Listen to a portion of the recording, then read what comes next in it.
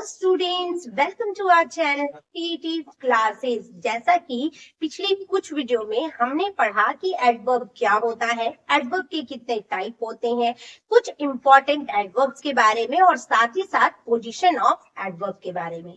अब आज के वीडियो में हम लोग बनाएंगे कुछ प्रैक्टिस एक्सरसाइज, यानी कि कुछ करेक्शन एरर के क्वेश्चन रिलेटेड टू एडवर्ब, और देखेंगे कि एडवर्ब के किसी भी क्वेश्चन में कहाँ पे एरर हो सकता है, किस पोजीशन पर एडवर्ब लगना चाहिए और नहीं लगा है, उसी से रिलेटेड चीजों को आज के वीडियो में हम लोग समझेंगे।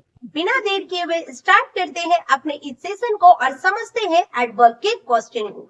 लेकिन उससे पहले वीडियो को एक लाइक जरूर दें और चैनल पे नए हैं तो चैनल को सब्सक्राइब भी कर ले। और यदि ग्रामर की किसी भी टॉपिक में कोई प्रॉब्लम है तो आप उसे भी कमेंट कर सकते हैं। आते हैं क्वेश्चन पे। Find out the part which has an error, यानी कि इस सेंटेंस में हमें उस पार्ट को फाइंड करना है जिसमें एरर है। जैसे पहले लिखा है she looked at him lovely but he did not respond to her. अब ये सेंटेंस देखकर लग रहा होगा कि ये तो करेक्ट ही है, इसमें क्या ही करेक्शन की जरूरत है, बट यहाँ पर एरर है। क्या एरर है कि लवली जो है वो एडवर्ब नहीं है, ये क्या काम कर रहा है, एडजेक्टिव का।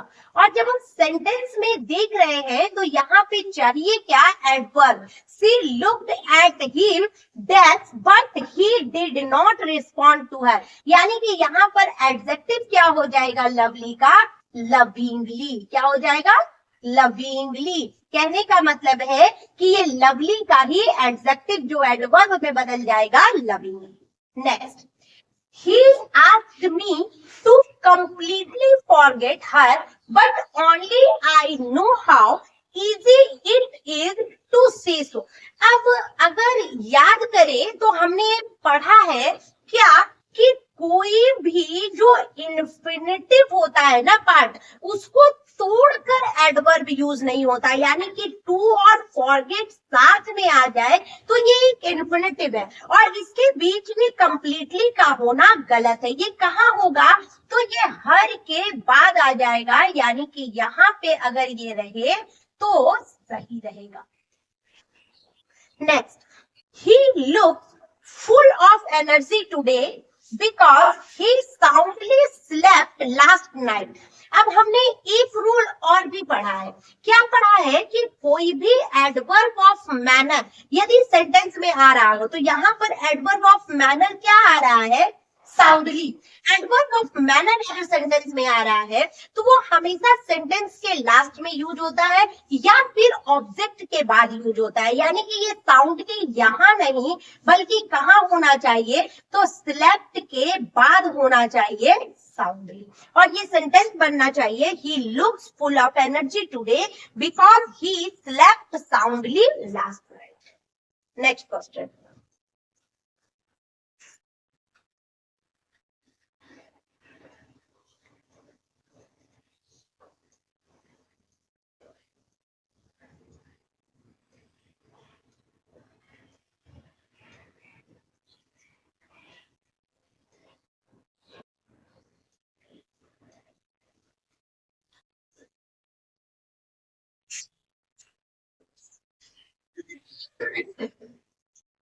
अब नेक्स्ट क्वेश्चन दिया है I did not know hardly anyone in the city and so felt lonely. अब हमने पढ़ रखा है कि हार्डली जो है वो अपने आप में नेगेटिव साउंड दे रहा है, तो जब ये नेगेटिव साउंड दे रहा है तो इसके साथ यहाँ पे नेगेटिव का होना नहीं बनता है। मतलब यहाँ पे क्या होना चाहिए, तो V2 यूज हो रहना चाहिए, क्योंकि हमने पढ़ा है पिछले वीडियो में कि कोई भी जगह पे यदि हार्डली वर्ड आ रहा है या फिर शॉर्टली वर्ड आ रहा है तो ये कहाँ यूज होता है, ये पास्ट इंडेफिनिट में यूज होता है, यानी कि सिंपल पास्ट में यूज होता है। तो सिंपल पास्ट के लिए क्या होना चाहिए, यहाँ पर V2, और सेंटेंस बन जाना चाहिए I knew hardly anyone in the city and so felt lonely.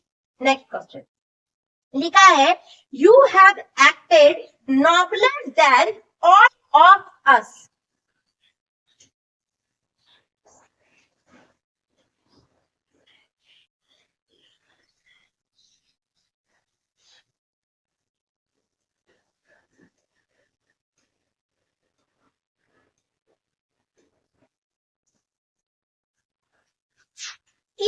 Sentence में नॉबलर के जगह पे होना चाहिए था मोर नॉबल। क्यों होना चाहिए था? क्योंकि ये एक्टेड के बारे में बता रहा है, यानी कि एक्टेड को डिस्क्राइब कर रहा है, तो डिस्क्राइबिंग वर्ड कभी भी एडजेक्टिव नहीं हो सकता है। एडजेक्टिव वो नहीं हो सकता, वो क्या होगा? एडवर्ब। और जब एडवर्ब होगा तो एडवर्ब ऑफ डिग्री में यूज होगा, तो यहाँ पे होना चाहिए था मोर noble. Next question. I refused to accompany him because I was so tired.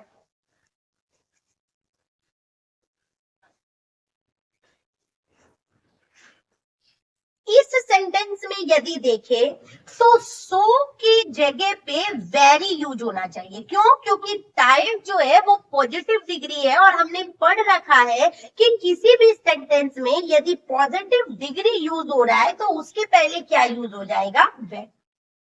तो देखा आप लोगों ने कि कितने छोटे छोटे ट्रिक के बेस पर छोटी छोटी चीजें यदि हमें याद रहे तो एक सेंटेंस को बहुत ही आसानी से रेक्टिफाई किया जा सकता है। आई थिंक अब आपको ये समझ में आ गया होगा। देखते हैं कुछ और भी क्वेश्चन। लिखा है the taxi driver who had come to receive us at the airport was speaking fluently French.